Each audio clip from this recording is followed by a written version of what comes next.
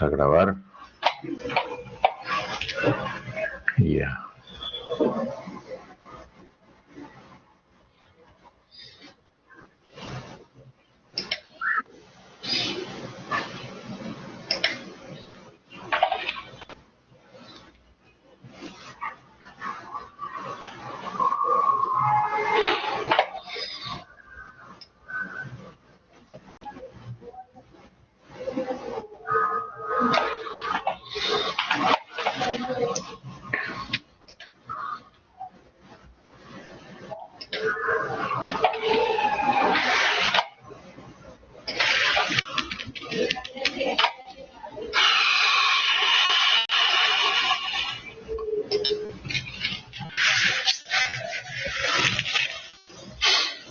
Bien, entonces vamos a hacer lo que es el pulmón. Están viendo ustedes el pulmón junto con la tráquea, la laringe, obtenido de parte de la autopsia que se tuvo en un momento determinado. Esas son las características de una persona de unos 50 años. Vamos a comenzar a hablar sobre ello, en la cual, vean ustedes, este es de una necropsia donde se le ha sacado el esternón y se está viendo los dos espacios torácicos, el derecho y el izquierdo, donde ocupa el pulmón. Lo ocupan completamente, como es la característica normal. Aquí al medio está el mediastino con el corazón. En este lado de la derecha están viendo ustedes un corte longitudinal de uno de los pulmones, en la cual se observa la pleura. Es una capa muy fina, muy delgada, que es la que delimita toda la parte externa del pulmón. Esta es la capa visceral de la pleura. La capa parietal se ha quedado en el espacio torácico, de la cavidad torácica. La parte central, o sea, esta parte corresponde al parénquima. El parénquima pulmonar es esponjoso, más o menos es de este color, puede ser un poco de este, pero no más es palidón, porque es el volumen de sangre que puede estar metido en algún momento.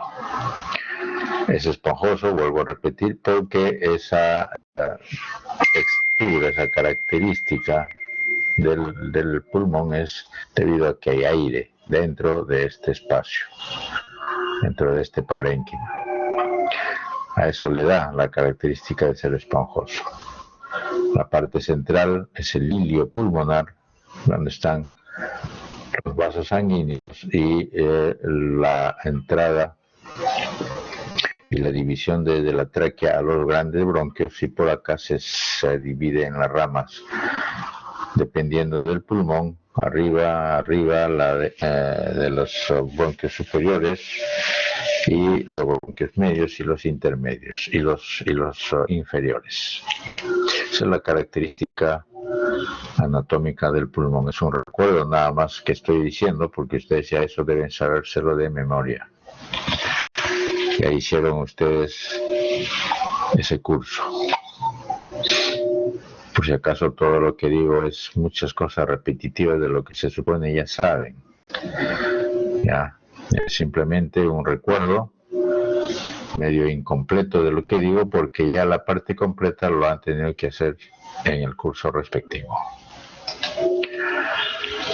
Esto, por ejemplo, es algo que ya debieron de saber. Este es un esquema de la parte más interesante del pulmón, que es el septo pulmonar. Este septo pulmonar está constituido por un elemento esencial, que es el capilar. Aquí está el capilar con su celo endotelial. ¿Ya? Acá está un hematí y este es el lumen. Esto está dentro de ese septo.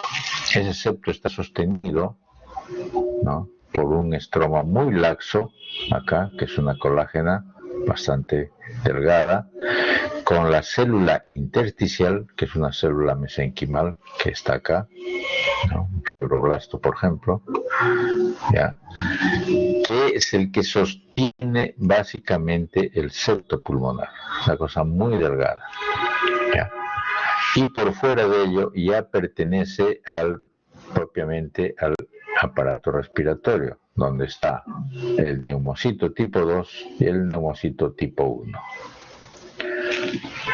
El único que falta aquí como elemento permanente es el macrófago alveolo pulmonar. Aquí en esta parte de abajo es lo mismo, este es un espacio alveolar y este es otro espacio alveolar. Y aquí vean ustedes esto, el neumocito tipo 1, que ese es el elemento básico, que es el que cubre prácticamente toda la superficie del espacio alveolar. ¿Correcto?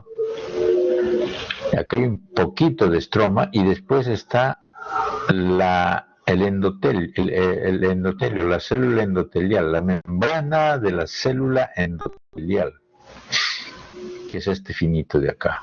Y después este es el citoplasma del endotelio. Entonces es tan delgadito y tan interesante esta pequeña porción de capa de 3 elementos, que fácilmente hace lo que es el intercambio gaseoso. Para eso sirve esto. Es por eso que uno cuida muchísimo esta parte, ¿ya? Que es la esencia de la función pulmonar en esto. De tal modo que cualquier alteración que pueda haber en esto va a tener una repercusión muy grande en el funcionamiento de este pulmón. Un elemento, ya comenzamos a ver la parte esta que es importante, la telectasia. ¿Ya? ¿Qué es la telectasia? Como su nombre lo dice, es la pérdida del espacio aéreo, o sea, no tiene ventilación, ¿ya? Pero con preservación de la perfusión hemática. O sea que el septo alveolar está bien, no tiene mayor cosa, pero no hay espacio alveolar. No, se colapsó. No tiene aire, por eso es sin ventilación. Y puede ser de dos tipos, como ahí lo están viendo, primaria y secundaria. La primaria, por falta de despegamiento, significa de que nunca se despegó, nunca se abrió, y cuando un recién nacido, o mejor dicho, cuando hay un feto intraútero, él tiene todos los espacios alveolares colapsados, porque no lo necesita. Y cuando nace, se abre. Pero ¿qué pasa que hay? ¿Por qué se dice atelectasia primaria? Porque ese recién nacido que salió del útero de la madre tiene que haber llenado sus pulmones con oxígeno, pero no se despegó ese colapso. ¿Correcto? Secundaria es porque ya previamente se despegó, hay espacio aéreo normal, ¿no? Y que después de eso, por alguna serie de problemas, de alteraciones y todo, ¿no?, se volvió a colapsar. ¿Ya? De lo que estaba normal, se colapsó. Eso acá ponen que son de 3 tipos. Efectivamente, son de 3 tipos. Uno, que es un problema obstructivo, que causa ese problema de atelectasia secundaria. El otro es de tipo compresivo y el otro por contracción. ¿Hay diferencias entre ellos? Sí, dependiendo de la etiología podemos no decir cuál de ellos puede ser. Eso es importante, ¿ya?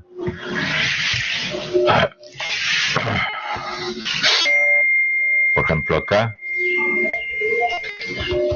esta es una radiografía de pulmón, una radiografía simple. Cuando un paciente llega a un hospital y que tiene un problema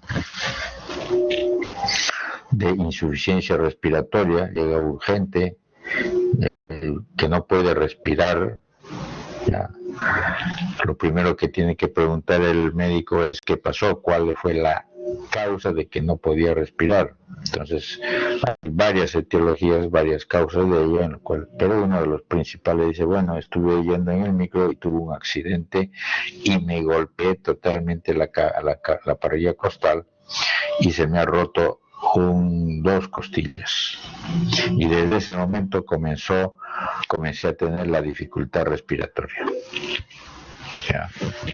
La segunda radiografía, y ven entonces el radiólogo va a decir, bueno, tiene atelectasia pulmonar. ¿En cuál de los dos lados? ¿En el derecho o el izquierdo? Él va a decir que es en el derecho. ¿Por qué? Porque el pulmón se colapsó. El pulmón se colapsó totalmente y el parénquima pulmonar se retrae de tal modo que se queda pegado al hilio a partir de todo lo que es el hilio pulmonar y deja pasar todo el aire acá. Y miren la comparación de este lado con la del izquierdo. Aquí hay una tenue sombra fina que hace que uno note que ahí hay algo que está impidiendo el pasaje de los rayos. En cambio acá no, acá pasa de frente, no hay nadie que lo impida. Es por eso que aquí es más fácil reconocer el problema de la atelectasia. ¿Ya? Bien, aquí están los tipos de atelectasia que les dije, la característica de esto. Por ejemplo, ya les dije, acá entró aire, se rompió la costilla, y ustedes saben que el espacio aéreo normal, espacio aéreo normal, tiene presión negativa. Entonces imagínense que se comunique con el medio ambiente, que es súper positivo por la presión atmosférica. Entonces esto muy fácil entra el aire acá, apenas se encuentre un rasguño, una ranura, y hace colapso. Aquí está el pulmón colapsado a la parte del hilio, ¿correcto? También, acá entra aire y por un problema que tiene este pulmón puede fácilmente salirse del espacio alveolar, irse por el intersticio, y si la flor está debilona, rompe y se mete acá y hace igualmente un problema de colapso. Esto es un neumotórax, así se le llama, y este es el tipo de atelectasia por contracción. Otro, igual. Aquí se ve un poquito de pulmón, igual que acá. Pero la mayor parte del espacio, del espacio del hemitórax, está ocupado ¿por quién? Por sangre. Entonces, esta sangre está ocupando un espacio, de tal modo de que está empujando, que está contrayendo, ¿ya? Que está colapsando al parénquima pulmonar hacia el hilio, igual que otro tipo de atelectasia por contracción.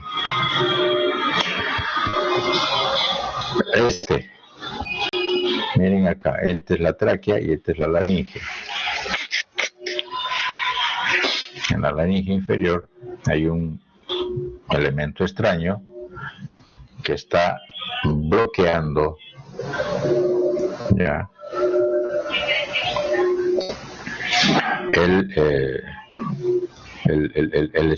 la entrada de aire. ¿Ya? Esta entrada de aire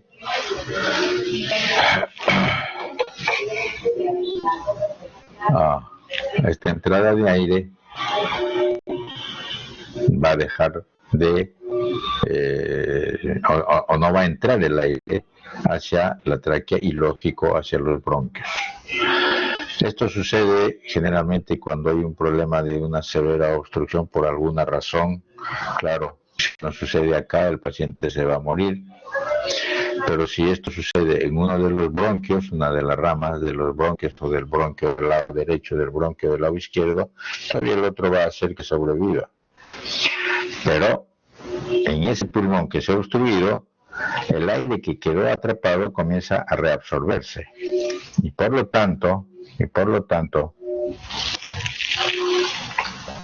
llega un momento en que ya no hay aire dentro de estos alvéolos y se colapsa. Esa es la famosa atelectasia por obstrucción o resorción, o sea, se reabsorbe el aire. Este otro es la pleura. La pleura aquí está engrosado, está muy duro, y este engrosamiento de la pleura es a expensas del parénquima pulmonar que está por ahí, adyacente. De tal modo que se sigue creciendo y expandiéndose, engrosándose, la pleura va a constriñir al pulmón. Esto es una atelectasia por contracción. Me parece que le dije que era aquí contracción. No, esto es compresión. Esto es compresión.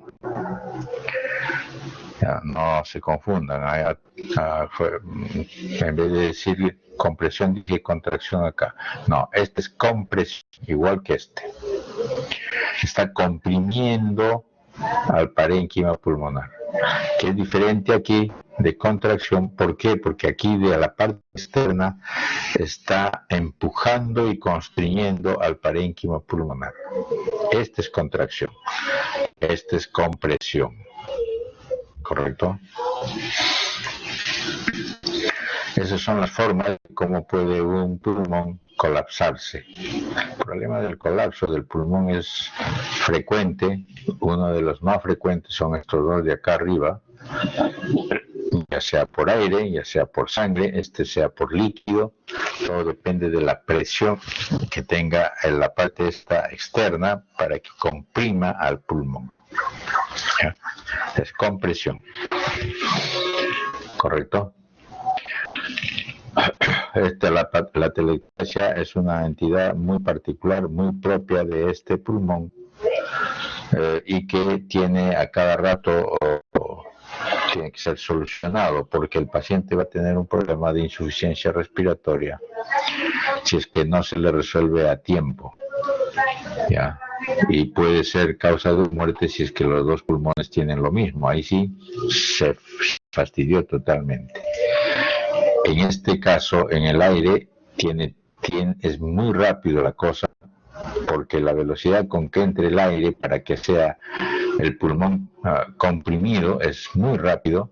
Imagínense los dos que hagan lo mismo y ya el paciente no va a poder sobrevivir.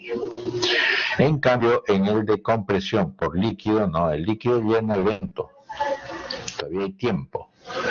Claro, evidentemente, si en los dos lados y a presión sale sangre o entra líquido, igual va a ser. Doctor, disculpe, no se ven las PPTs. Doctor, disculpe, no se ven los PPTs. Ya, se fue. Ese es el problema del Collaborate. Ya.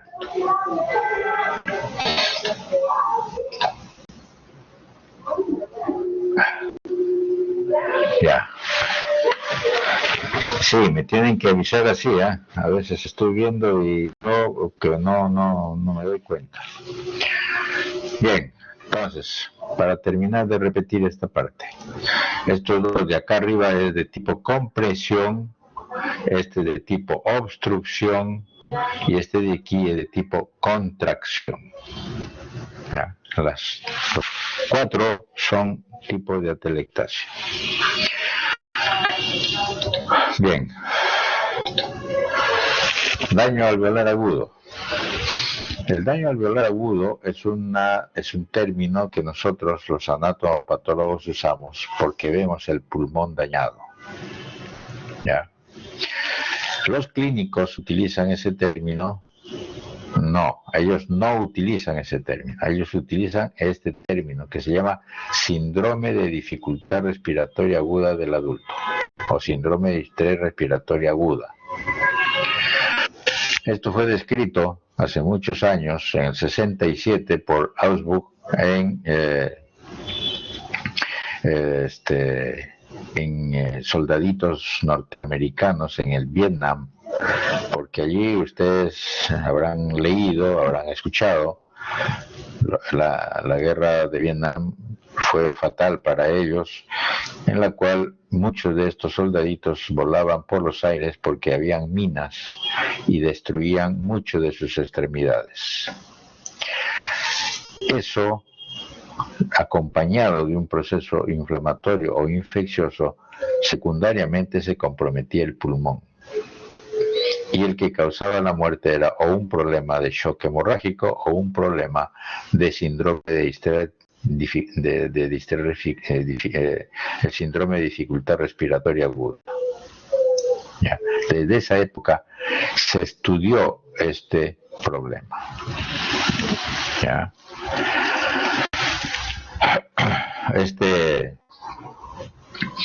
En esta característica de daño alveolar difuso, para nosotros, tiene que tener una condición importante. Primero, que es de inicio agudo, que el desarrollo de infiltrado bilateral es en una radiografía de tórax. Antes se veía eso en una radiografía simple, ahora con una tomografía se puede identificar mucho mejor ese infiltrado bilateral. Tiene que ser bilateral. Y la oxigenación alterada. Hay una relación de presión arterial de oxígeno sobre la fracción de inspiración de oxígeno menor de 300 milímetros de mercurio. Esa es una gran dificultad respiratoria que tiene que ser fácilmente reconocido. Es menos de 300. Y lo otro es la ausencia de hipertensión auricular izquierda. ¿Ya? ¿Por qué tiene que demostrarse que hay ausencia de hipertensión auricular izquierda? Porque no debe de confundirse un problema de daño alveolar difuso por causas del corazón. El corazón tiene que estar bien. ¿Ya? Por eso tienen que medir la presión auricular y que esta aurícula debe estar funcionando adecuadamente. No estar ni dilatado ni alterado. Para que no se le eche la culpa que el problema de la insuficiencia respiratoria sea por causa del corazón. Tiene que ser una enfermedad primaria pulmonar. Eso es la característica del daño alveolar difuso. Entonces, este daño alveolar difuso, ya reconocido actualmente, tiene muchísimas implicancias. ¿Ya? Muchísimas implicancias. Entonces,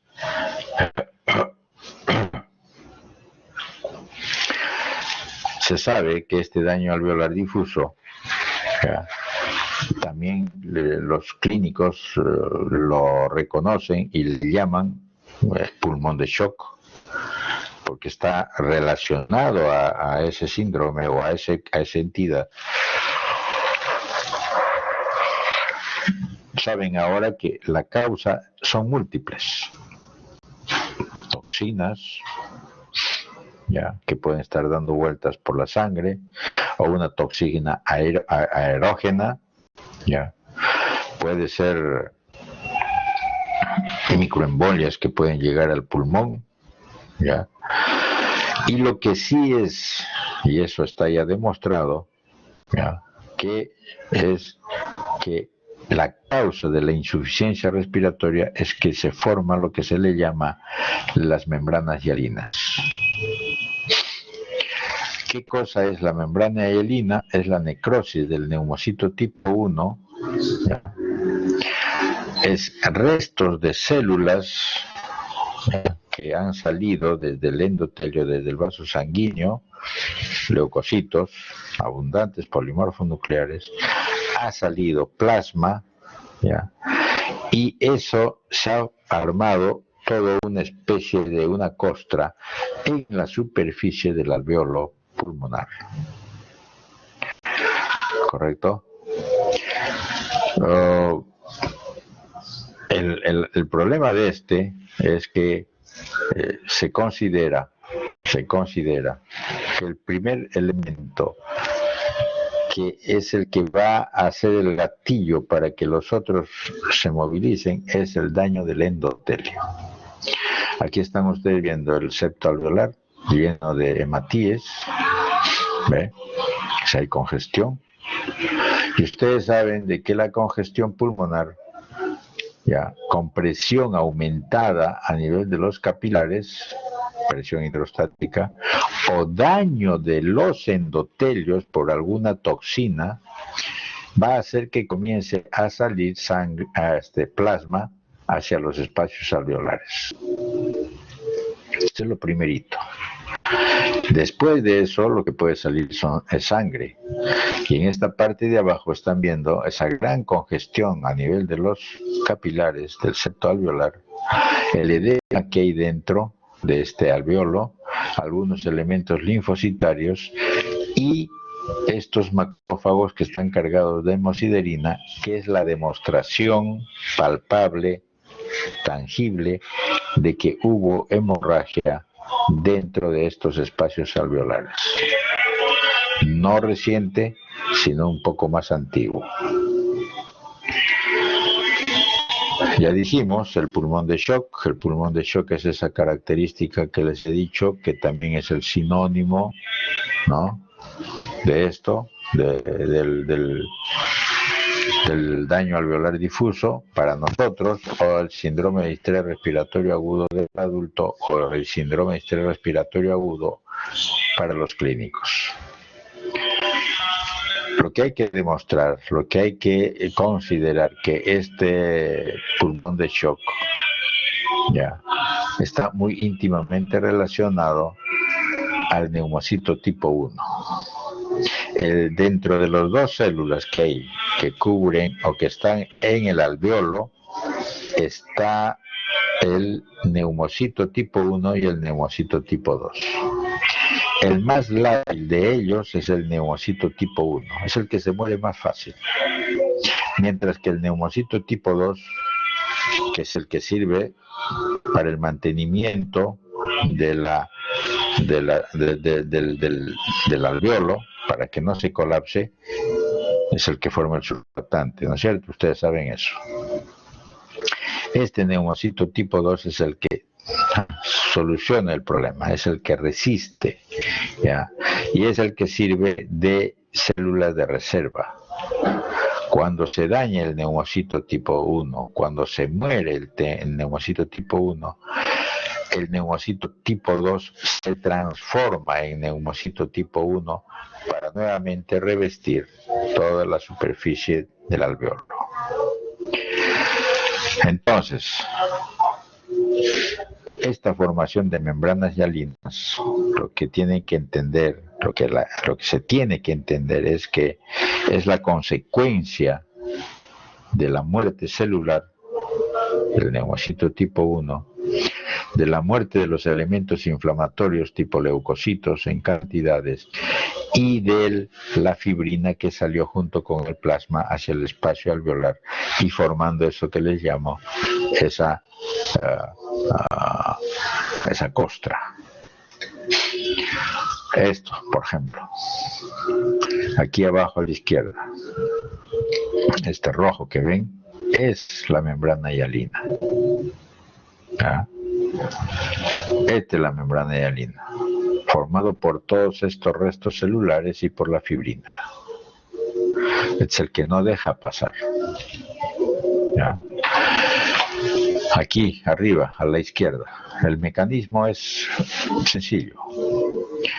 Vamos a ver en lo que se le llama acá la inmadurez del neumocito tipo 2. El problema de la inmadurez está en ¿qué? En que no va a haber surfactante, porque el neumocito tipo 2 es inmaduro, no produce el surfactante. Si no produce este surfactante, ¿ya? ¿Qué va a haber? No va a haber distensión del alveolo. Por lo tanto, está colapsado y por lo tanto es una atelectasia. Eso va a producir una acidosis hipóxica.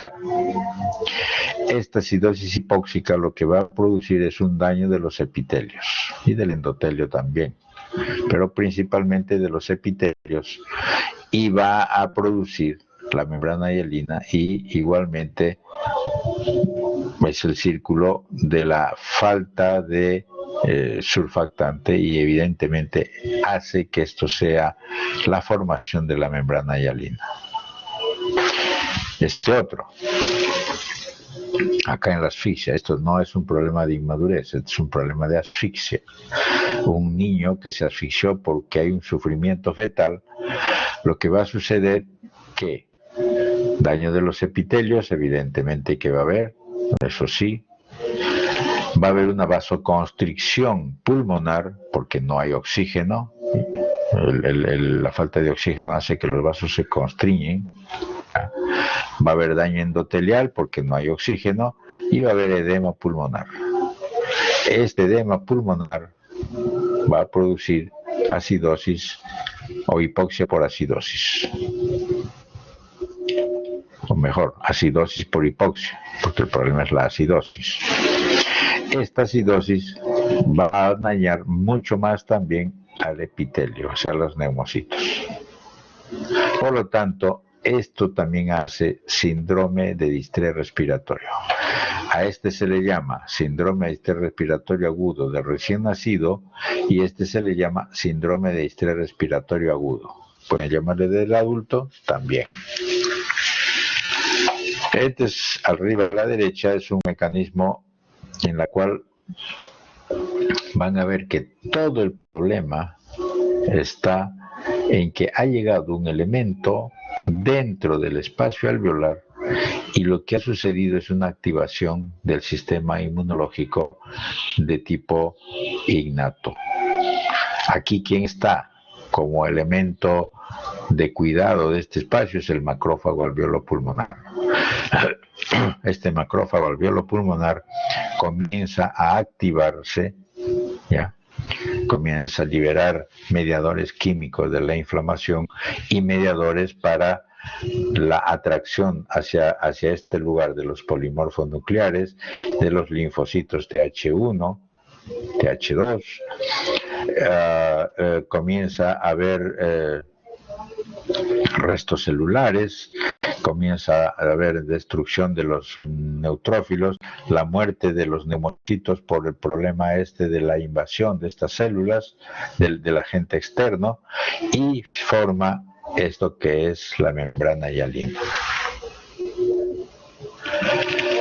Entre el capilar y esta membrana también hay un pequeño foco de protocolágenos, ¿ya? O procolágenos, ¿ya?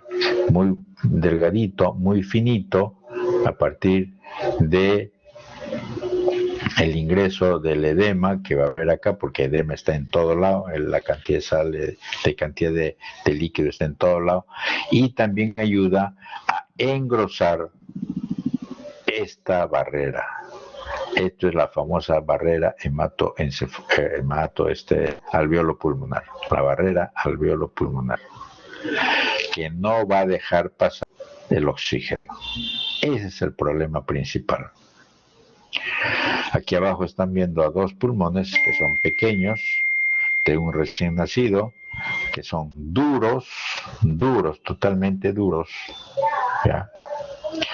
Porque congestivos, porque aquí no hay aire, nunca entra el aire, ¿ya? El síndrome de dificultad respiratoria aguda del recién nacido, o sea, enfermedad de membrana hialina, se produce en los recién nacidos por esta falta del surfactante y es incompatible con la vida.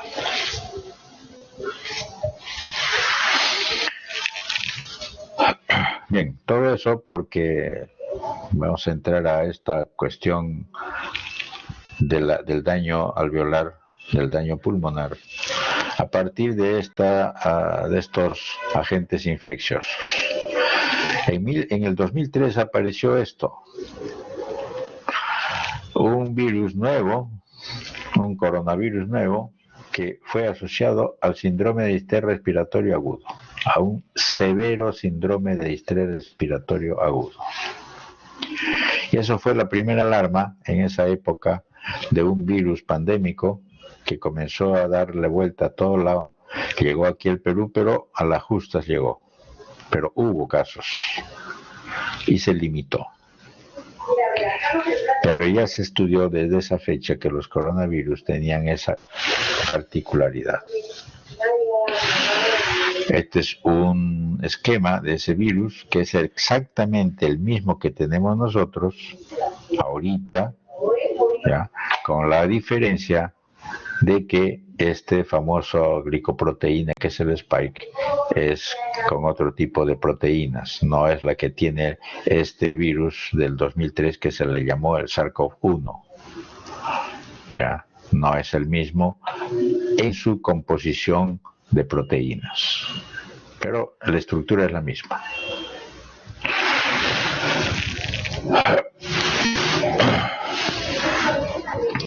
En esa época se encontró a los pacientes que que murieron, se les hizo la autopsia, no fue tan espectacular como ahora. Esta es una desgracia lo que nos ha pasado, porque ni siquiera nos han dejado hacer autopsias. Y en esa época sí se hizo. Se demostró que este virus producía a nivel del pulmón, por ejemplo, células gigantes multinucleadas, macrófagos sinciciales, abundante.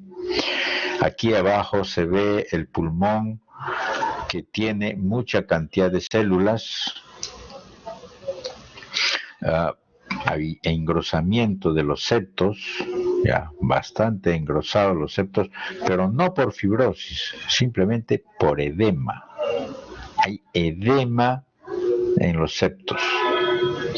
Y las células que se ven aquí son varios tipos de células, especialmente linfocitos y los macrófagos que están en su sitio. Y aquí están las células gigantes. ¿Correcto? En esta fotografía. La mayoría de los pacientes tenían esta característica de inflamación.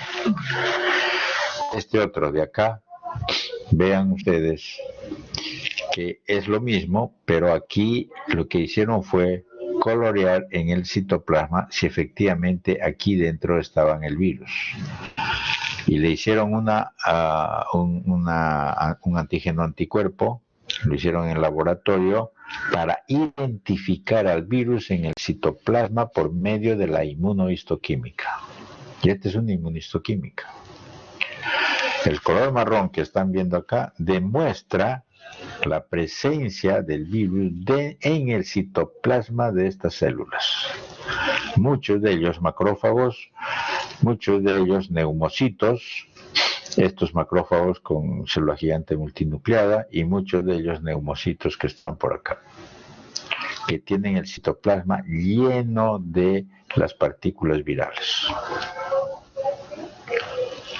¿Ya? Eso se demostró en esa época.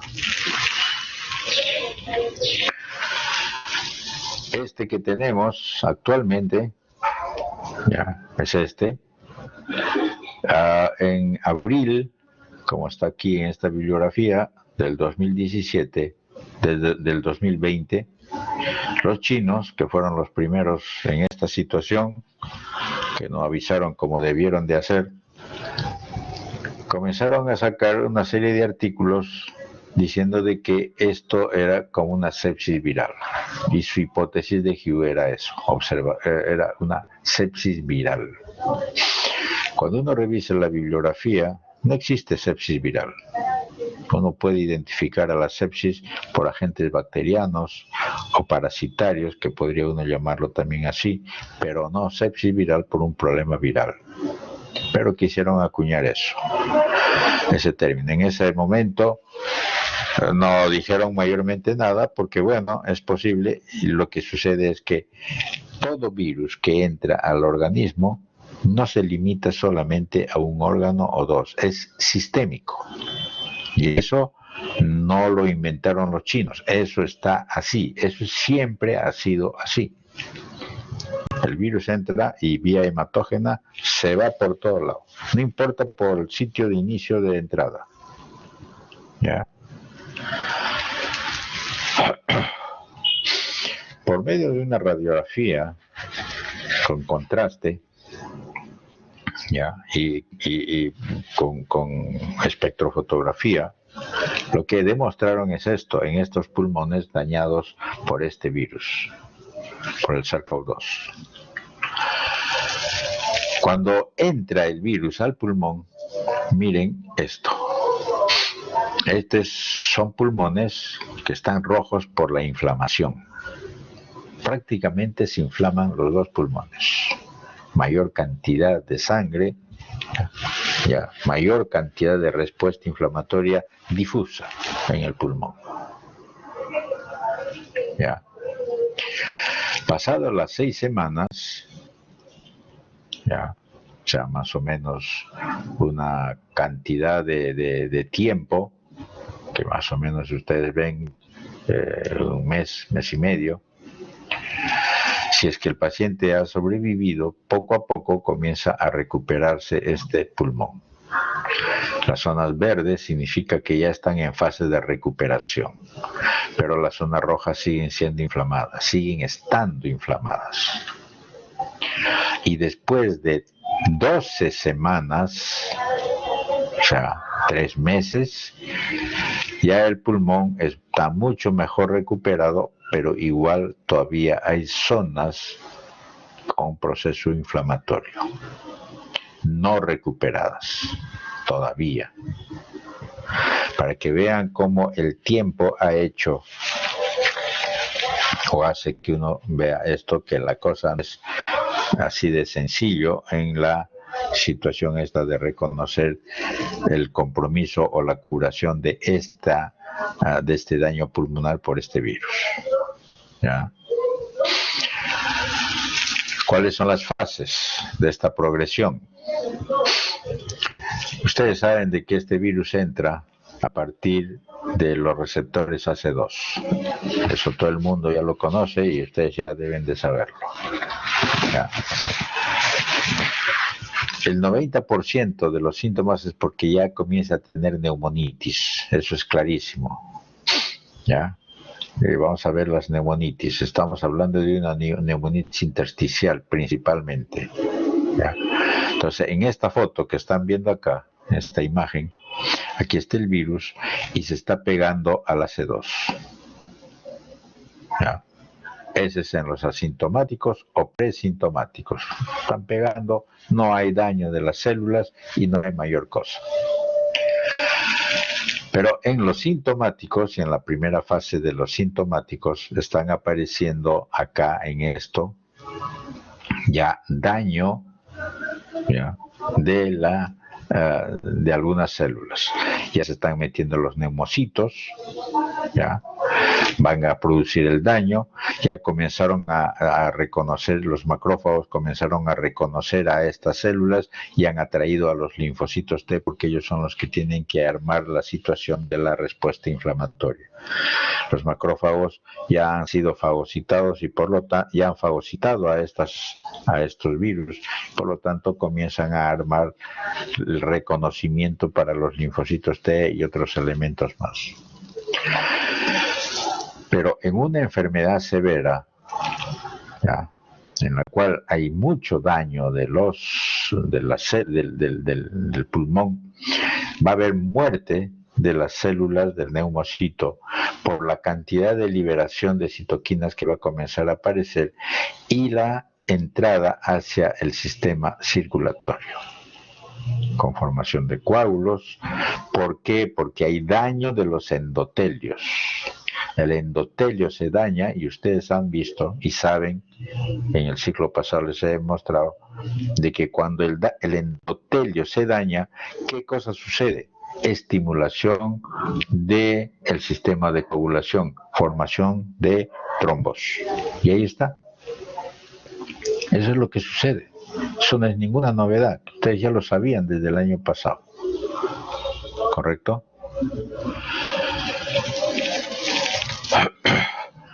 Este concepto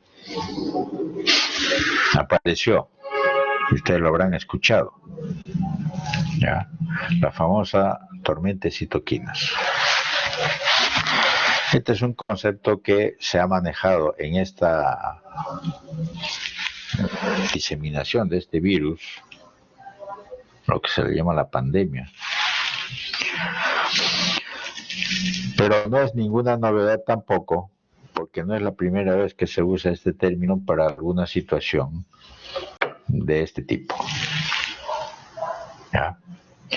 Pero es importante recordarlo porque se nos pasa. Esto lo manejan muy bien los intensivistas, los cirujanos de emergencia, los clínicos de emergencia, porque deben entender que el manejo del tratamiento de estas cosas está íntimamente relacionado a lo que se le llama acá la tormenta de citoquinas.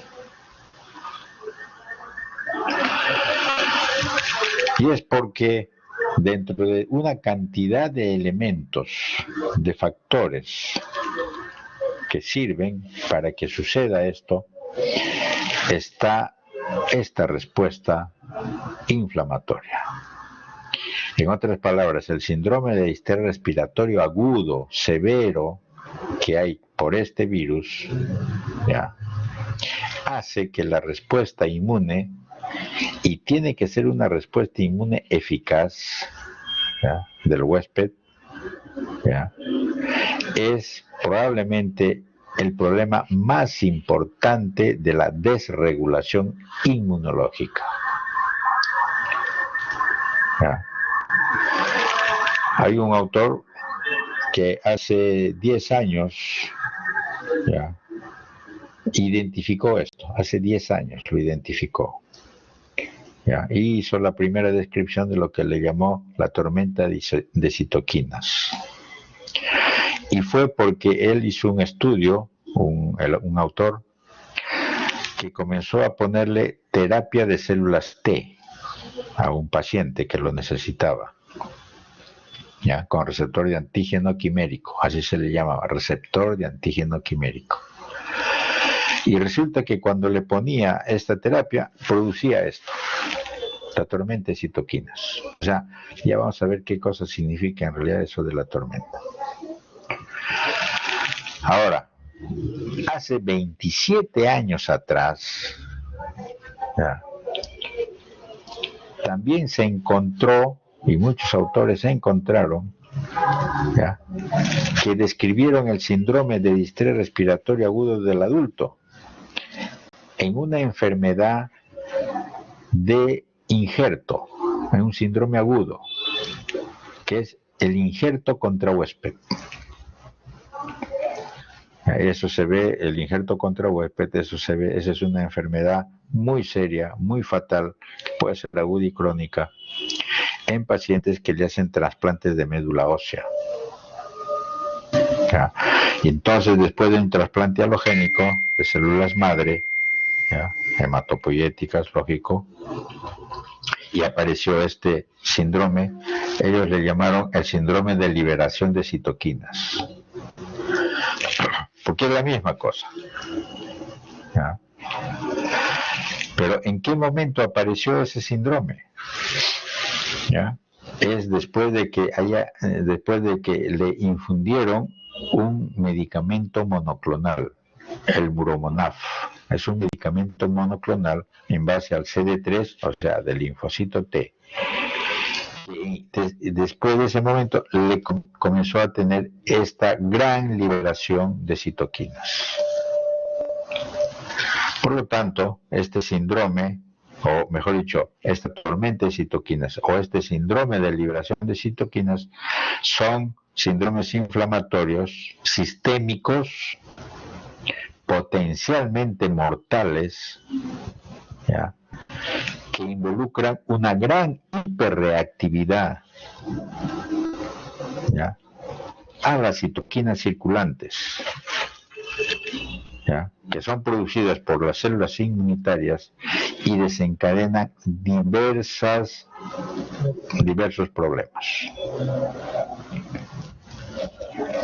¿Quién es el responsable que esto suceda? Esta gran hiperreactivación, sí, efectivamente, o hiperrespuesta, mejor llamarlo así, de estas células inmunitarias para la liberación de estas citoquinas. Muchas causas. Terapias, como ya vimos en patógenos, muchos patógenos, dentro de ellos este virus, cáncer, enfermedades autoinmunes y trastornos monogénicos. O sea, no es ninguna novedad, por si acaso. Lo que pasa es que cuando recién comienzan a leer algunos, se encuentran con el terminajo y dicen, produce, o si no alguien salió, pensando que ese es el primero en haber encontrado esto. No, no es así. Entonces, en este cuadrito que están viendo, todo lo que les he dicho está acá. Los potenciales disparadores, ¿ya?, e inhibidores que puedan producir esta famosa tormenta de citoquinas. Hay elementos iatrogénicos, un medicamento que se le da, por ejemplo, a partir del linfocito T, un medicamento a partir del CD3, ¿ya?, o una terapia con CD3, patógenos, por ejemplo, el virus EBV, fácil, ¿ya?, bacterias que van a producir sepsis, hay un síndrome hemofagocítico, ¿ya?, hay el virus el COVID-19, ¿ya?, puede haber enfermedades autoinmunes, ¿ya?, primarios o secundarios, y el cáncer. Todos estos que van a producir digamos así, un engatillamiento de las células adaptativas. O sea, todo comienza con las células innatas. Es una respuesta innata, ¿ya?, las células presentadoras de antígeno o los macrófagos, ¿ya? El natural killer está metido también en esto. Va a ser una gran reactivación, una hiperactivación del sistema inmune. A esto es el que se le llama la tormenta de citoquinas, ¿ya? Es una cantidad, digamos así, algo así como inapropiada cantidad de elementos de las citoquinas que están llegando, ¿ya?, que son peligrosas, son dañinas, ¿ya?, que ya no son efectivas, son más bien inefectivas, ¿ya?, y no es fácil de resolverlo, ¿ya?, porque hay un problema de falla en la homeostasis. Hay elementos que pueden disminuir, bloquear esta cantidad de liberación de citoquinas, ¿ya?, son los mesenquimales, por ejemplo, receptores de citoquina de algunos sitios, o elementos antiinflamatorios. Por ejemplo, la interleuquina 10 puede hacer que disminuya esa gran respuesta. Pero esta famosa tormenta de citoquinas está formada por las quimoquinas, muchos de ellos acá, interleuquina 18, interleuquina beta 1, activan el complemento, la activación del complemento está ahí, factor de necrosis tumoral, los interferones, hay varios de estos, interleuquina 6, interleuquina 17, el IP10, todos ellos. La prolongación, el estar mucho tiempo en activación de estos mediadores, estas citoquinas, van a actuar sobre varios receptores, el MAP, el NF, el JAK, el TOR, que son básicamente como receptores en las células de muchos órganos, y van a producir lo que se le llama el efecto agudo del sistema, mejor dicho, es efecto sistémico inflamatorio agudo. Lo que muchos emergenciólogos o intensivistas le llaman la enfermedad inflamatoria aguda sistémica. ¿Ya? Va a haber disfunción de muchos órganos, el hígado, el riñón, el pulmón y una serie de cosas. Va a haber una disfunción por el problema inflamatorio, ¿ya? Que es una respuesta exagerada a un patógeno que entró. ¿Ya? Y sigue funcionando, ¿ya? Si es que ya el patógeno desapareció, por ejemplo, en este virus. Este virus no va a estar mucho tiempo. A los 14 días de estar ahí desaparece, pero la respuesta inflamatoria persiste y sigue habiendo daño. Es como si se hubiera descontrolado. Aquí en este lado le han puesto que estas citoquinas inducidas producen lo que se llama el daño colateral. Va a haber una falla multiorgánica, como está acá, y la muerte del paciente, que lamentablemente es lo que está sucediendo en estos pacientes cuando hay una respuesta exagerada del organismo a esta cantidad de liberación de citoquinas. Aquí los celestitos que están viendo son elementos que sirven para bloquear esta respuesta inflamatoria en diferentes sitios, pero igual a veces ni caso hace la respuesta inflamatoria. Todo comienza entonces a partir de estos que son las células, como ven ahí, la célula B o T, ¿no? Los subgrupos TH1 actúa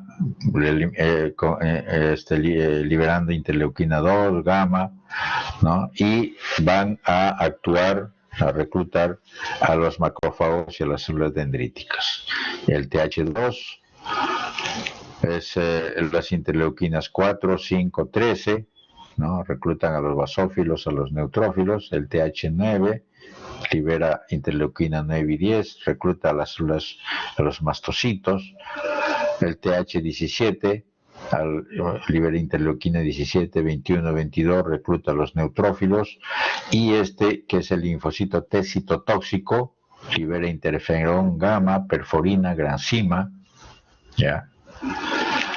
Es citotóxico y actúa sobre todas las células en las cuales identifica al virus y los mata.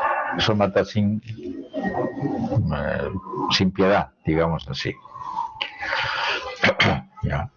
A partir de esta estimulación de estos que son los factores de transcripción principales: el TBET, el GAT, el PU, el ROR, el TBET. ¿Ya? ¿Qué cosa sucede entonces?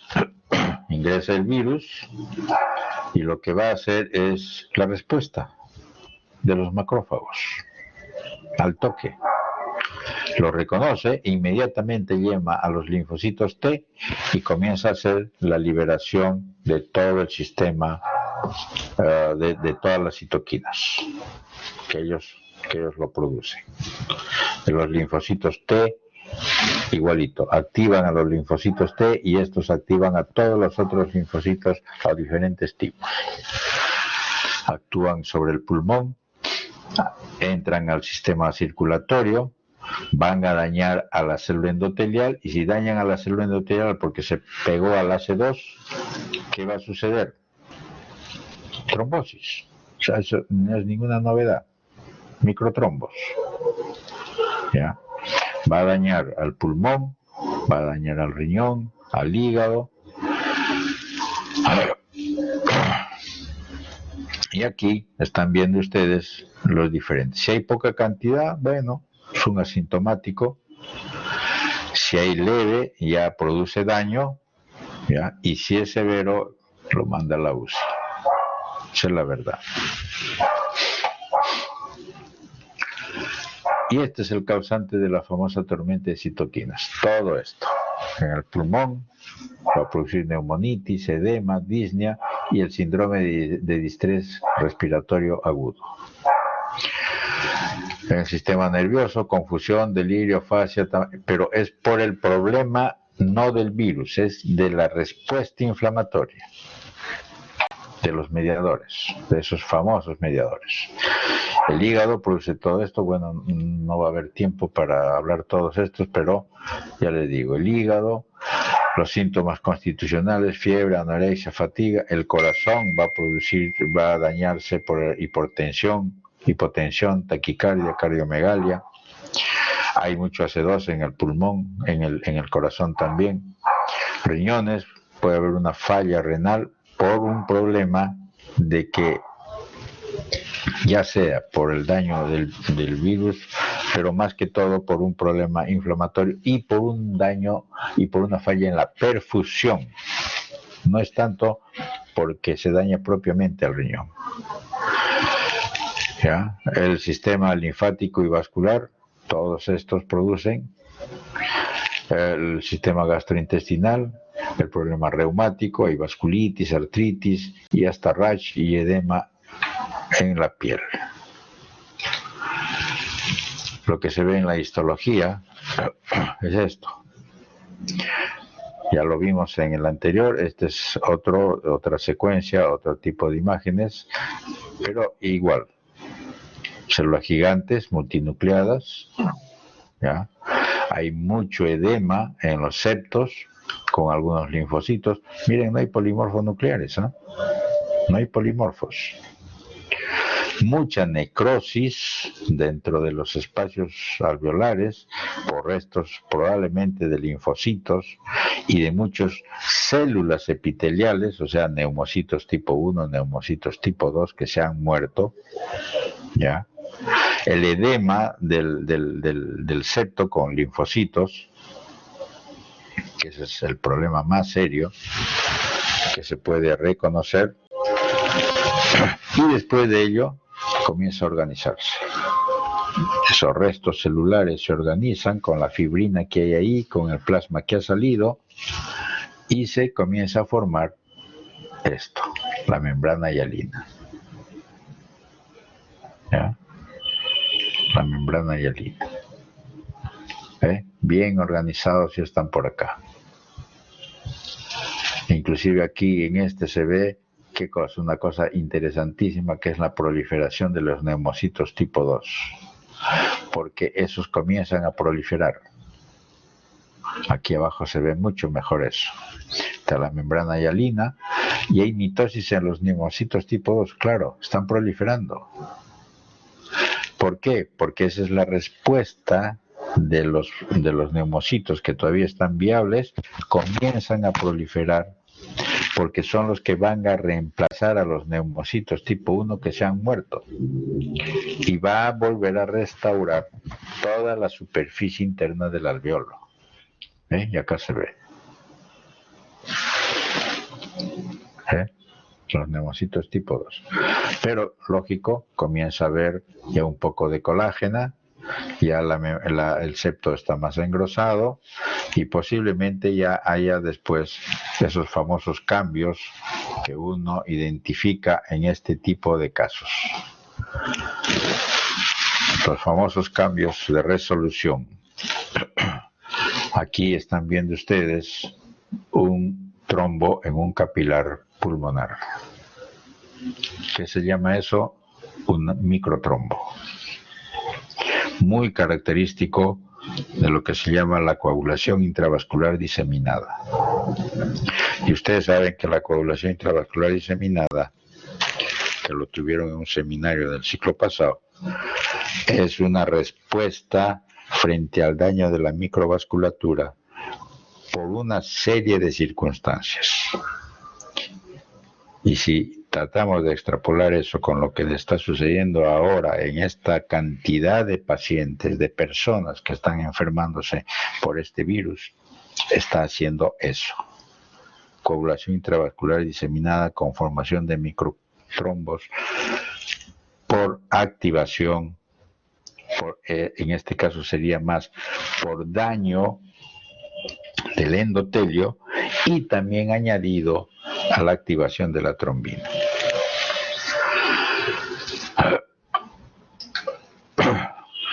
Y esto es las fases.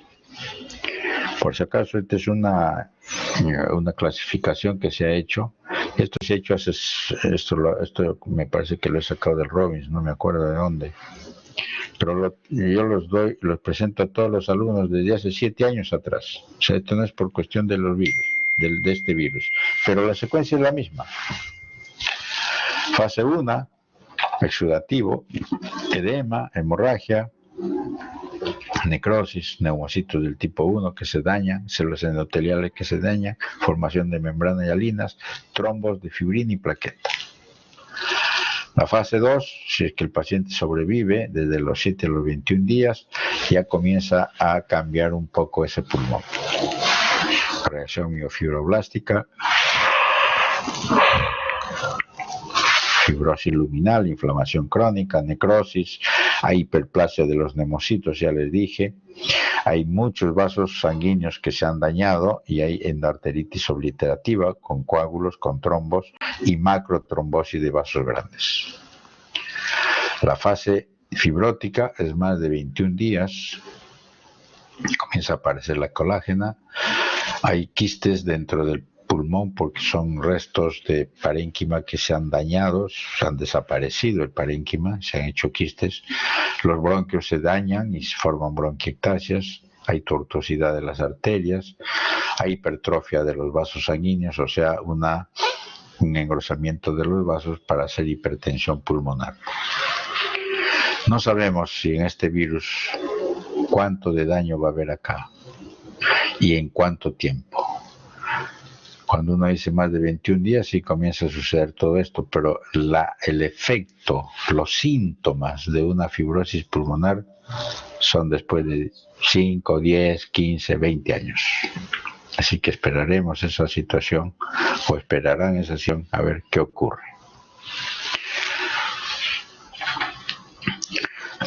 Bien, pasemos a esta otra fase, a este otro tema del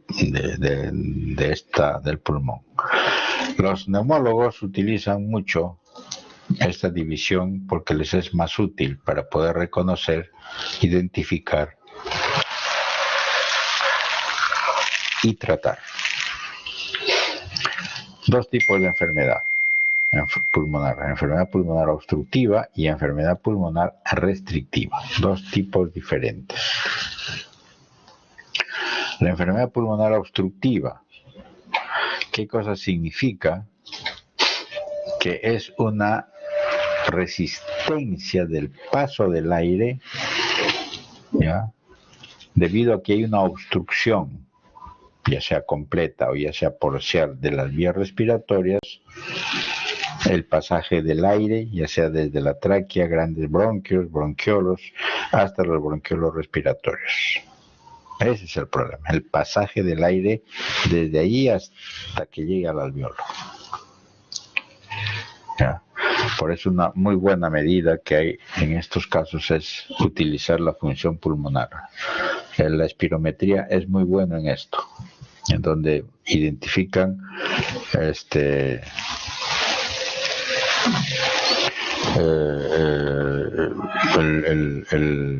volumen expiratorio, ¿ya? Total o la cantidad de volumen expiratorio que llega al pulmón y la concentración de volumen de este volumen que está en el pulmón propiamente dicho. Hay 5 tipos de enfermedad obstructiva crónica. Todos son crónicos. Bronquitis crónica, bronquiectasia, asma, enfisema y bronquiolitis. A ver, bronquitis crónica. El sitio que se daña es el bronquio grande, ¿sabes? ¿Cuáles son los cambios en patología? Hay hiperplasia e hipertrofia, por si acaso son hipertrofia e hiperplasia de las glándulas mucosas. También hablamos de las células mucosas, de las células caliciformes.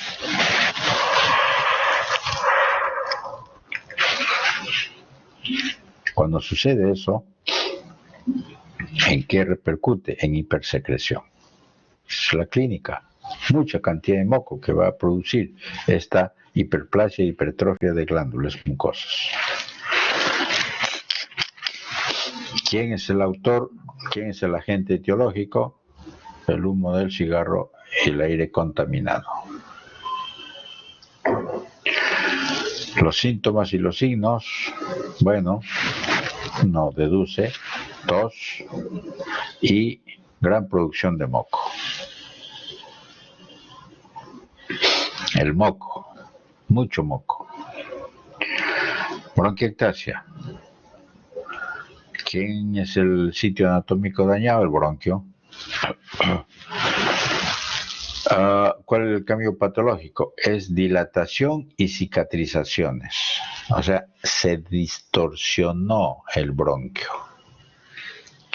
Va a haber zonas dilatadas y otras va a haber zonas estrechas por la cicatriz.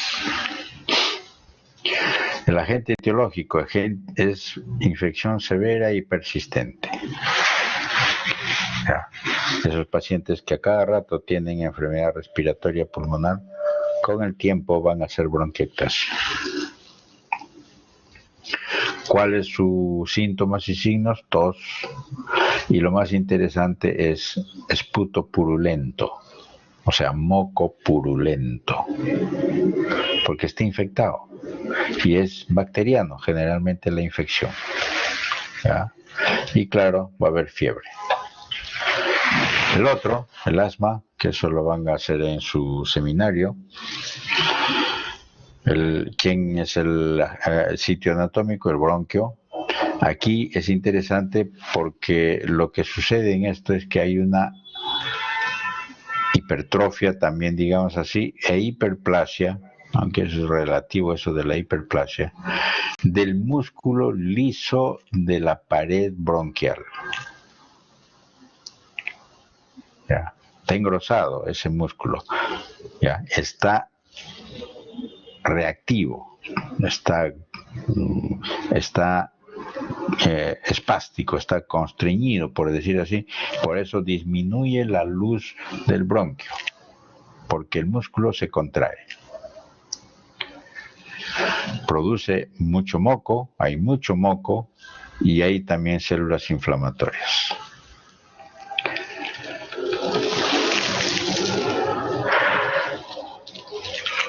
El agente, bueno, son idiopáticos y inmunológicos. ¿Cuáles los síntomas? Bueno, eso es fácil, ¿no es cierto? Es una de las características diferente al resto, es que esta es una disnea episódica.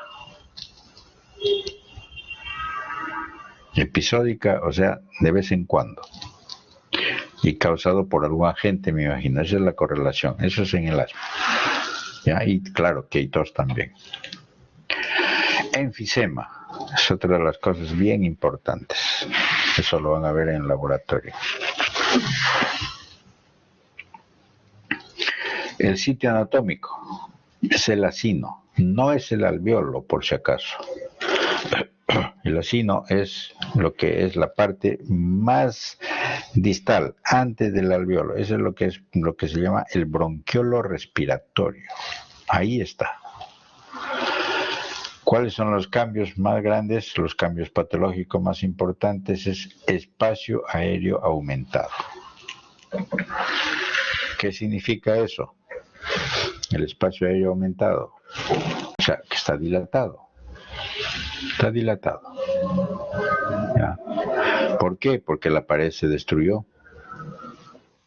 ¿No es cierto? Se rompe, se destruye la pared, se lesiona la pared ¿ya? Y se dilata.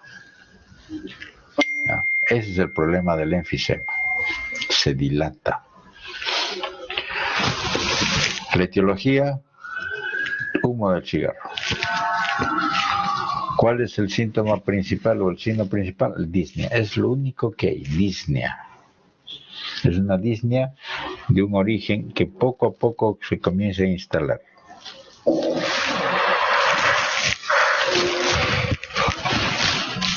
Y la última es la bronquiolitis. O sea, es una enfermedad de la vía aérea pequeña. O sea, de los bronquiolos. No estoy hablando de los respiratorios. El bronquio tercer orden, segundo orden, por ahí. Los bronquiolos pequeños. ¿Ya? ¿Cuál es la característica patológica? Inflamación con cicatriz, efectivamente. El bronquio se comienza a achicar, a hacerse más pequeño. ¿Ya? Hay una obliteración parcial de estos bronquiolos. ¿Quién es la etiología? El humo del tabaco y el aire contaminado.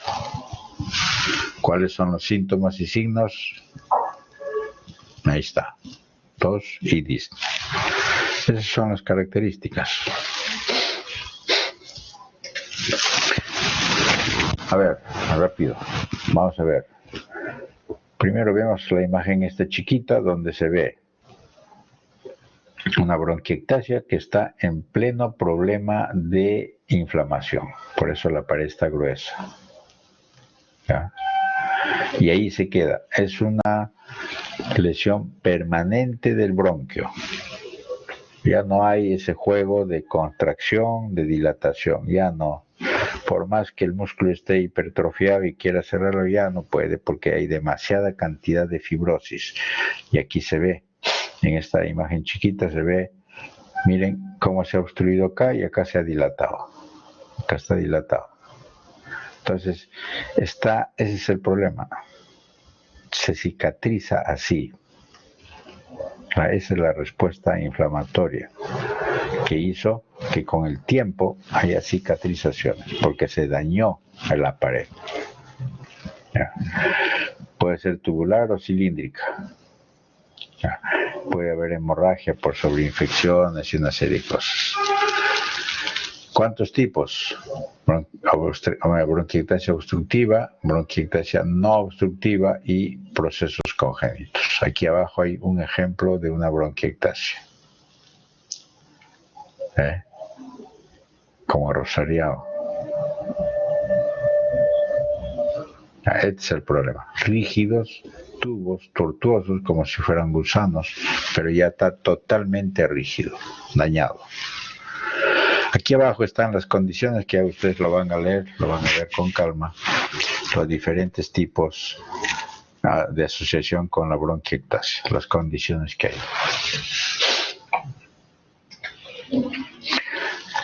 Hay a veces sobrecruzamientos entre cruces, porque no todo es exacto, no todo puede ser separado.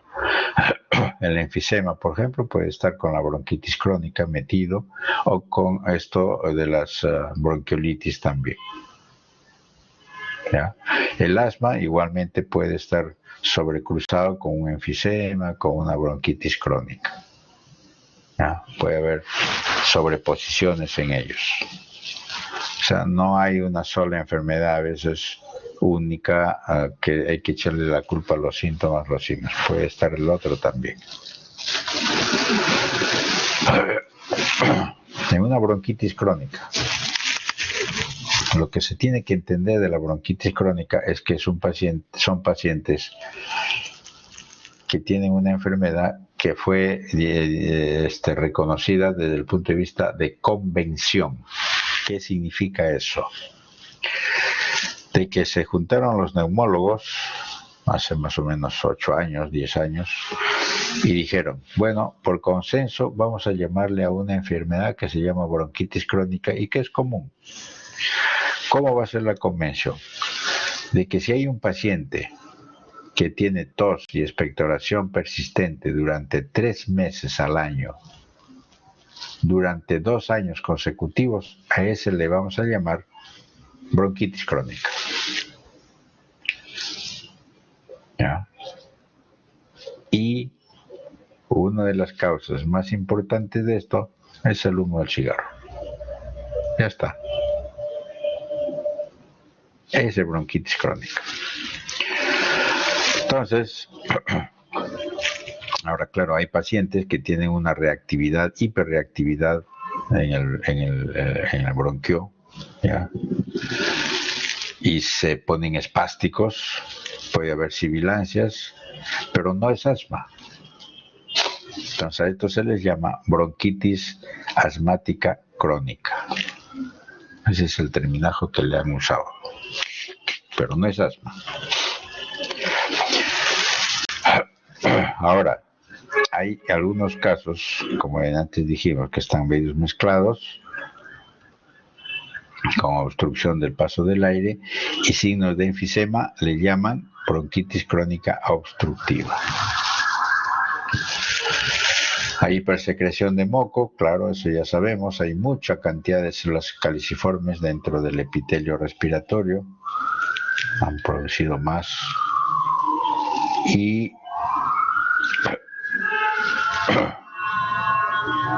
las lesiones pequeñas, los bronquiolos pequeños, son los que a veces producen problemas obstructivos, ¿ya? Que son las bronquiolitis. ¿Qué son estos? Bronquiolitis, ¿ya?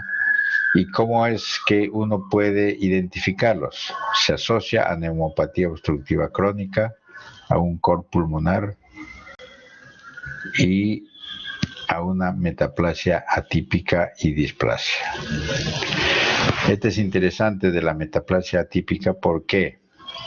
Porque la irritación persistente, permanente del bronquiolo va a hacer que ese epitelio respiratorio se transforme. ¿En qué? Epitelio escamoso. Y este epitelio escamoso, ya, con el transcurso del tiempo, de la constante irritación que va a haber,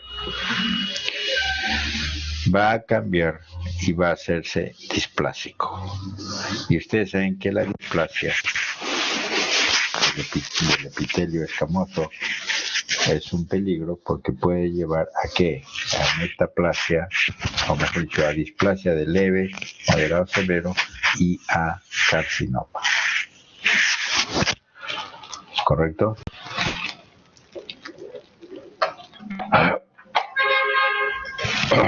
Enfisema.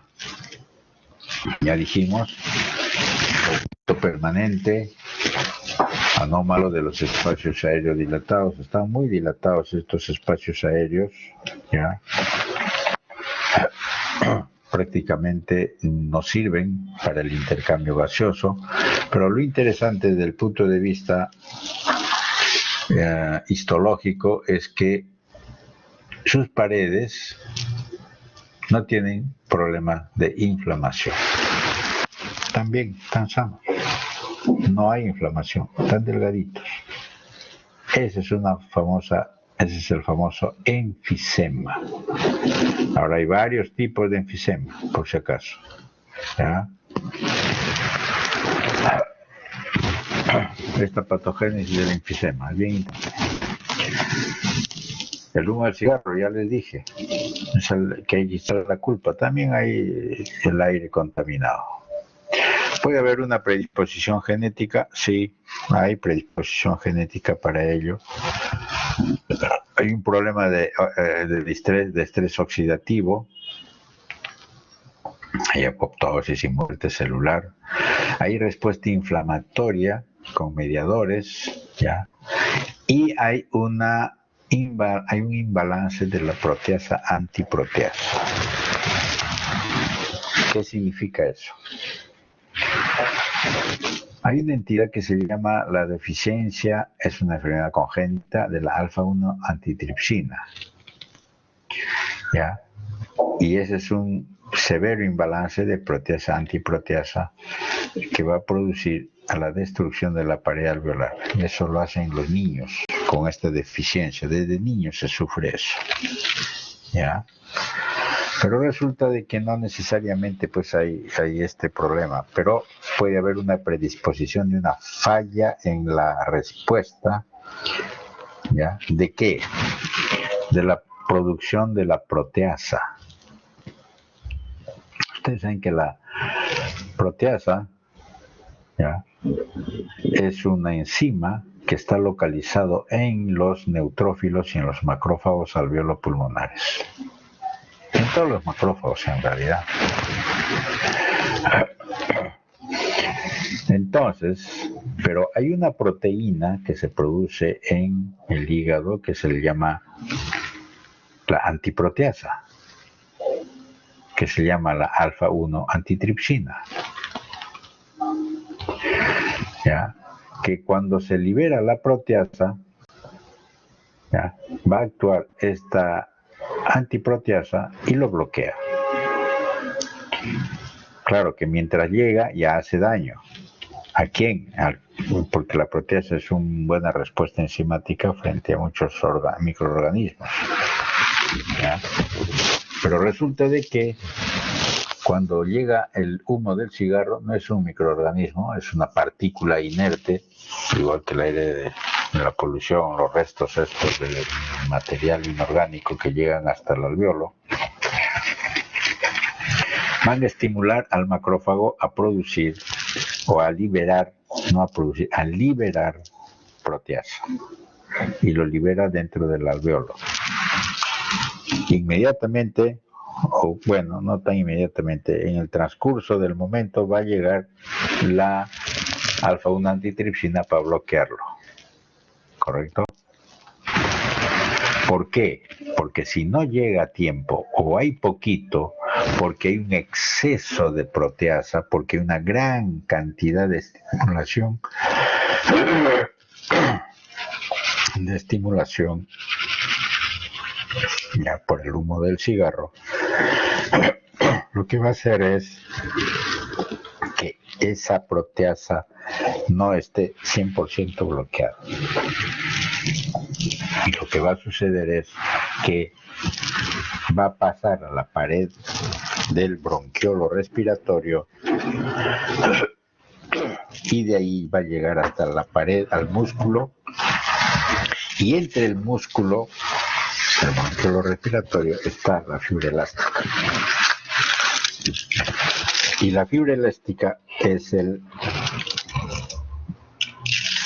blanco, es el que va a sufrir el daño por la presencia de la proteasa. La proteasa rompe, destruye a la fibra elástica. ¿Y ustedes saben para qué sirve la fibra elástica? Para mantener el tono del bronquiolo respiratorio, el diámetro del bronquiolo respiratorio. Si no hay fibra elástica, se dilata. Y ese es el problema. Y ahí está. En una radiografía, miren, totalmente como si no hubiera pulmón, lleno de aire. Tipo de enfisema, centroacinar, panacinar, paracetal. Aquí está. Aquí abajo. Uy, ya nos falta 10 minutos. Pucha. Este es lo normal. Este es el enfisema.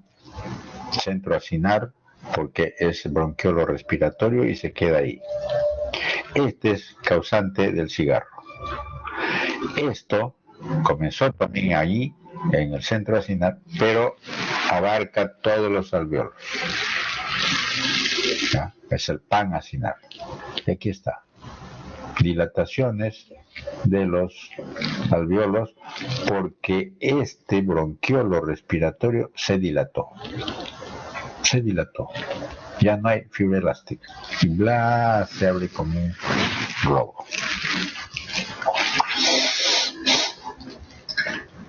No hay, han visto ustedes, a ver, rapidito, no hay inflamación ni hay fibrosis.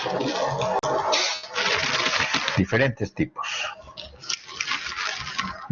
Estos espacios, estos huecos, centroacinar, panlobular. Este es un enfisema que se llama buloso, es una bula, miren, subpleural, es un enfisema también, porque se rompió en algún sitio el alveolo y el aire se metió, disecó y llegó hasta el área subpleural y hace esto, globos. Un pulmón muy dañado, igual acá. En esta imagen lo que se ve es ese daño del pulmón severísimo, y el que va a sufrir va a ser el corazón. Va a haber hipertensión pulmonar acá, aquí no va a llegar la cantidad de sangre que debe y comienza a haber dilatación por insuficiencia, y la poca cantidad va a haber hipertrofia para mayor bombeo a cada rato, en fin. Y hay hipertrofia con dilatación cardíaca del ventrículo izquierdo.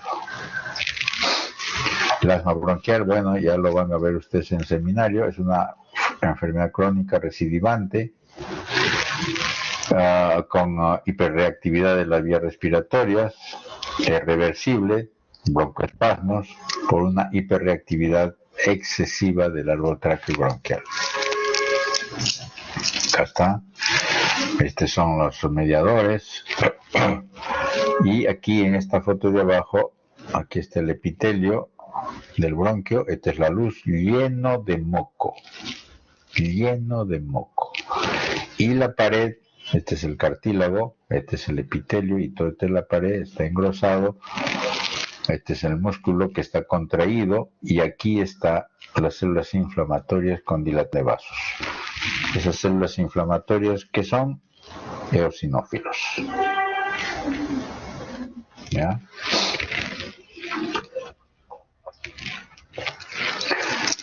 Enfermedad pulmonar restrictiva. Aquí hay una disminución de la capacidad total. Mientras en el otro estaba conservado la capacidad total, aquí está disminuido. O sea, no hay oxígeno dentro del pulmón, no hay aire, en otras palabras.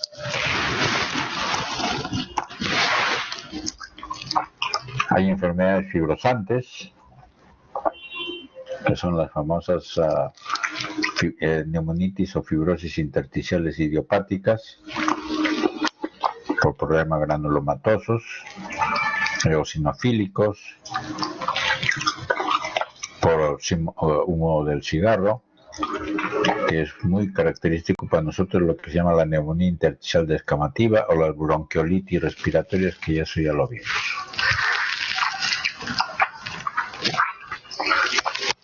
La exposición a muchos agentes en el transcurso de los años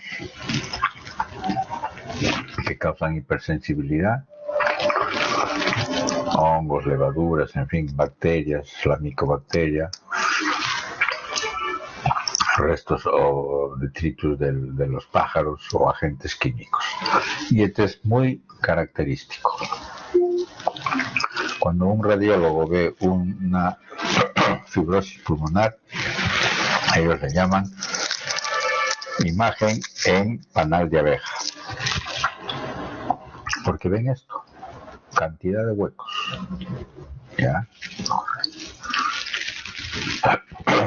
¿Cuál es el asunto?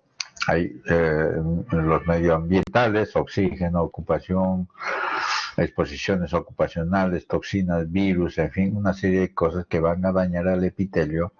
Va a haber la persistencia de la lesión en el transcurso de los años. Estos son los años, son muchos años los que causantes para que suceda al final esto. Van a activar a los factores profibrogenéticos o fibrogénicos. Va a haber proliferación de colágeno y va a haber fibrosis. Eso es así. Y aquí está. Esta es una imagen donde se ven estos huecos, lo que les mostré en el anterior, el famoso panal de abejas. Puede comenzar así, con fibrosis por debajo de la pleura, agranda, se agranda, y hace una fibrosis casi completa con estos pequeños espacios quísticos. Puede formarse estas lesiones a nivel de los alvéolos, que son como si fueran pólipos intraalveolares. Este otro es para que vean de que estos macrófagos alveolopulmonares son una especie de huella que se queda dentro de los macrófagos, hay engrosamiento de la pared bronquial por daño de del humo del cigarro, famosa bronquiolitis. Embolia pulmonar, ya vimos, puede ser masivo, puede ser parcial, puede ser silente, y todo a partir de los miembros venosos, de los miembros inferiores, de los plexos venosos. ¿Ya? Acá hay un trombo en el pulmón, cuando viene y tapa todo, ¿y qué va a producir? Necrosis. ¿Sí? Es un infarto. Ustedes ya conocen eso.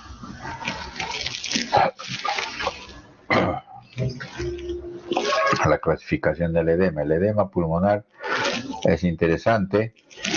Hay muchas causas de edema pulmonar, muchas, desde tóxicos, agentes tóxicos. El oxígeno, por ejemplo, el oxígeno es muy dañino para el pulmón. Hay que saber administrarlo. Ahora, pobres pacientes que están ahorita, ¿cuántos estarán más que se mueren por daño del oxígeno si es que no saben dar? Ese es un problema muy serio. Aspiración de líquido, elementos químicos, querosene, heroína, traumatismos y una serie de causas pueden producir edema pulmonar. Y daño de la microvasculatura, la hipoxia. La hipoxia es clave en esta situación para ver que hay un paciente que tiene poco oxígeno en el alveolo. Va a producir vasoconstricción, venoconstricción, y los macrófagos van a comenzar a liberar mediadores químicos. ¿Qué cosa es lo común en nuestro país? ¿Para qué hay hipoxia? Las grandes alturas. Y es por eso que hay gente que necesita oxígeno cuando llega a las grandes alturas. Por eso. Hipertensión pulmonar puede ser ya sea por embolias, hemorragias o infartos.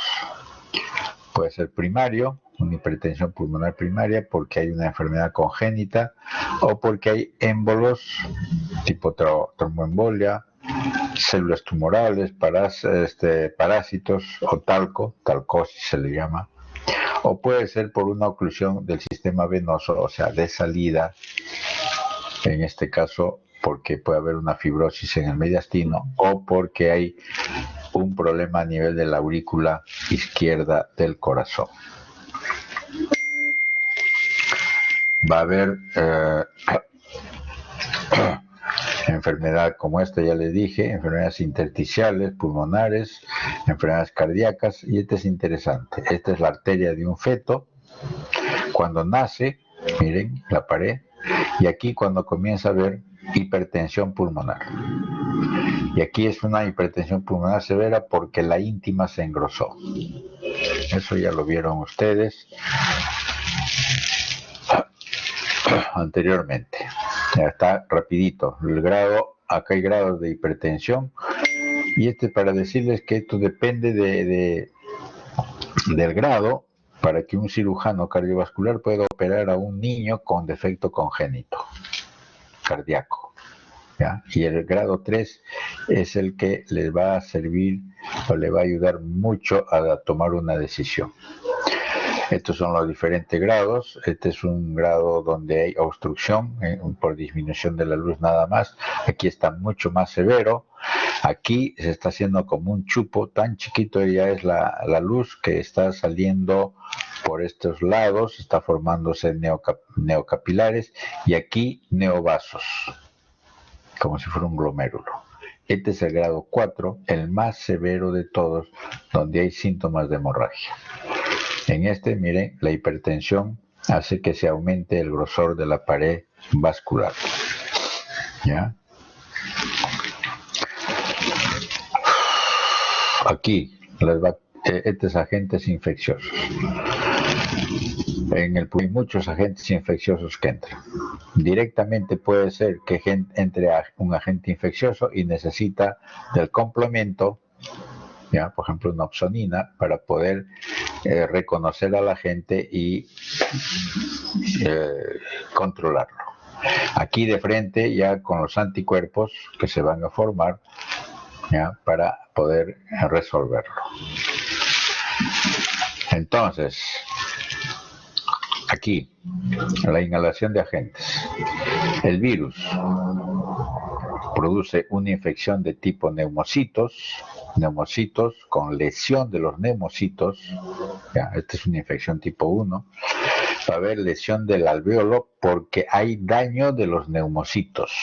Eso se llama neumonitis intersticial. Cuando es el agente bacteriano, la inflamación está dentro de los alvéolos porque allí jala a los polimorfonucleares, el sistema de los mediadores, todo llega dentro del alvéolo. Acá no hay nada en el alvéolo, todo es intersticial. Aquí en el agente piógeno es intraalveolar y no hay daño de los neumocitos. Y esto se llama neumonía intraalveolar, bronconeumonía y neumonía lobar. La infección adquirida en la comunidad, estreptococos, hemófilos, legionela, estafilococos y todos estos, el más frecuente es el estreptococo. En cambio, los intrahospitalarios, que son los más severos y más peligrosos, Klebsiella, Pseudomonas, Acinetobacter, Staphylococcus, E. coli, Proteus, Serratia y otros. Hablando de los virus, del coronavirus, el que hace daño en el ser humano es el tipo beta coronavirus, el beta, ¿ya?, donde está estos dos y el SARS, los SARS-CoV-1, SARS-CoV-2 y todos ellos.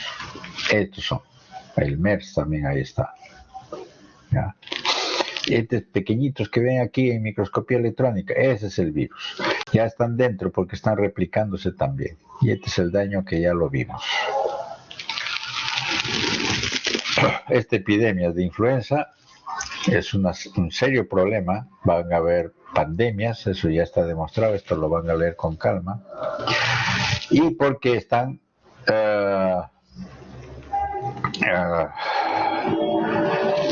estas hemaglutininas son reemplazadas con recombinaciones con el ARN, ¿ya?, y va a haber los cambios genéticos, esas son las famosas mutaciones.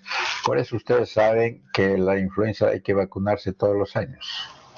Y ese es el problema serio. Y no es necesariamente que recién esta pandemia va a ser única, va a haber siempre.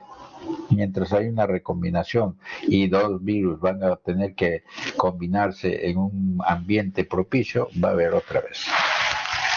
Bueno, es un granuloma tuberculoso,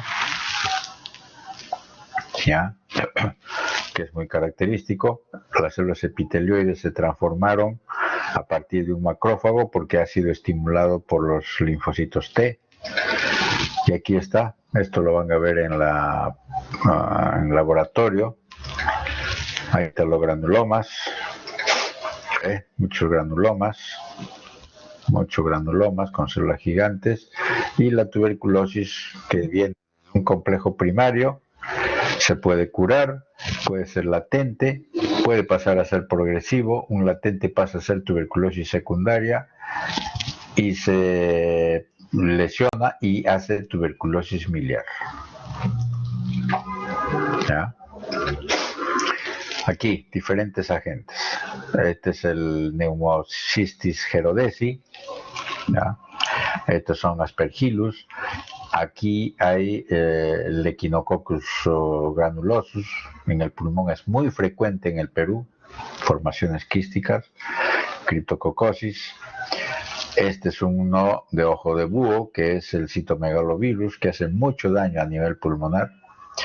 Y estos son agentes micóticos profundos en la selva de nosotros, tanto la Coccidioides brasiliensis, o sea, la blastomicosis, como la histoplasmosis.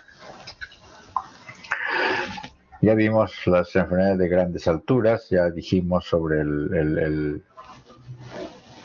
pulmón. Y finalmente, esta clasificación histológica de los tumores epiteliales. Acá lo leen con calma, pero para decirles simplemente que el adenocarcinoma es el primero que hay ahorita. Antes era el carcinoma escamoso o epidermoide, y ahora no, ya lo pasó. Ahora es el adenocarcinoma, con sus variantes. Carcinoma escamoso, carcinomas celular grandes y carcinomas neuroendocrinos que tienen sus variantes, y hay mixtos. Muchos mixtos. Listo. Me pasé 4 minutos, pucha. Muy bien, terminamos.